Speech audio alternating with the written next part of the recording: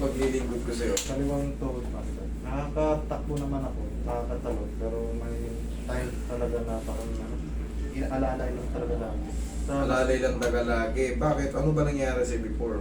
Sa basketball, master, parang siya, na-overextend. Na-overextend. Kailan po yun?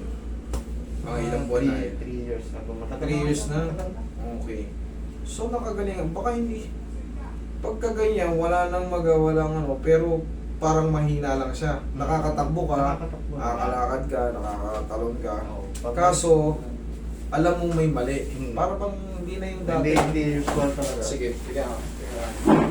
Mamaya, patatalunin ko siya. Tingnan natin kung ano magiging changes.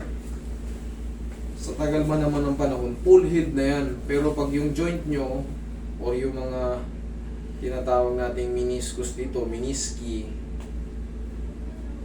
Parang may... pag tinatamaan ng wala sa timing yung tinatawag nating femur bone or condyle, femur condyle, may scratch yun. Pag nadiinan, masakit. Inaalog lang yan. Tapos pag meron tayong mga tinatawag na injury before, meron yung tutubo ng mga extended ligaments o yung mga pilay na sinasabi naglalaman. Yan yun. Saan yun? Yun. Yan, isa yan. Yan yung tinatawag na mga extended ligaments. Yan, malaki na yan. O dito, wala, oh. Yan, oh. Yan, oh. Yan, yung malaki na yan. Yun, oh. Naglalaro. Nararamdaman mo? Yan.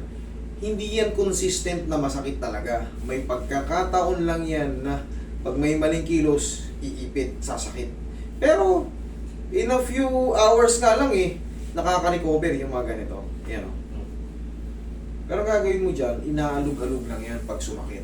Idol, kailangan kasi yan kayurin. Ang laki Laki na. Ang laki yan o. Ang laki o. Ramdam na eh. O, ramdam na ramdam mo.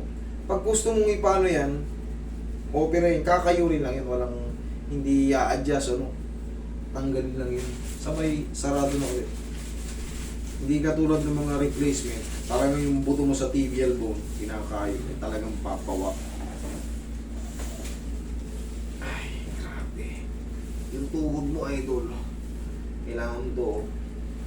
Pagka na-injury na kayo, before, nakaranas na kayo ng mga injury, huwag na kayo magpakatiwala. Maglagay na kayo na palagi ng knee support kahit walang masakit. Ang mahalaga, parang pili nyo malakas pa rin yung tuhod nyo. Alog-alogin lang to eh. Parang nakaipit na. Ang extended ligaments. Tanggal.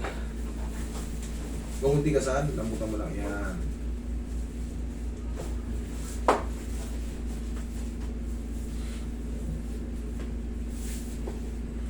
Idol, na-hyperextend pa. Na-hyperextend ka, no?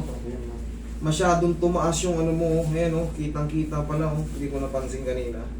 Ayan, no? Ang taas ng ano mo.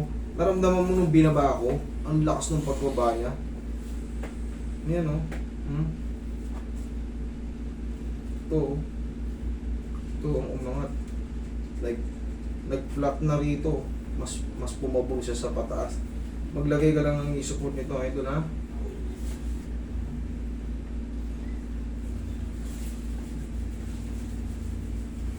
Pero gumaling na to, na-overextend yung ligaments mo, idol, yung patellar tendon mo. Na-hyperextend yan. Pero nakagaling nga naman, nasanay na, medyo talagang maluwag. Ang napakaluwag po. Pag naipit nga, sobrang sakit.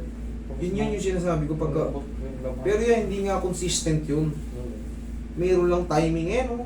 May mga timing lang yan. May, panoorin mo yung mga ibang video ko na i-explain ko na yan. Diba? Na ano na yun. Tapos hindi na mawawala yung tunog. Yun yung magpapa-nervyo sa inyo pag magpalagi may tumutunog. Tapos hindi nyo alam mong gagawin. Yayanigin nyo lang yan para mawala siya sa pagkaipit. No? Paano siya yayanigin? Ba't yung turo ko yung gano'n? Basta pa straight. Tapos, sinipa nyo yung dalawa, tumayo kayo. O, wala na. Pero meron pa, isa pang sipa. Basta yanigin nyo lang.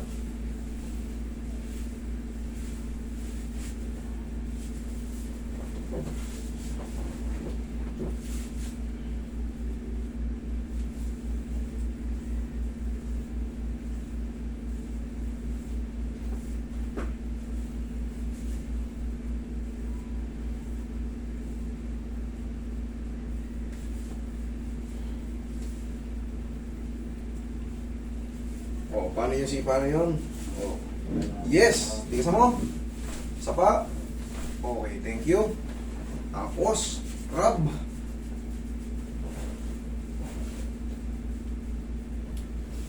Testing. Talon. Run, mabilis. Talon. O, anong ano? Ano tingin mo? Iba, iba. Nag-iba na. Okay. Kailangan lang talaga yan. Ma-adjust. Yayanigin nyo. Paano yung yanig?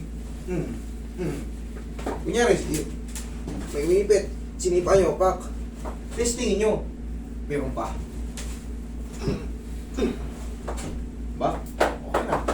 Ganun lang kasi hindi na yan hindi ko na yan maalis kasi kailangan yan operation. Yung mga extended ligaments, mararamdaman nyo nun pag gumagano, no? Chup, chup. Okay, ang kailangan lang dyan, inuusog-usog. Okay, tapos, syempre, na-injury na kayo before.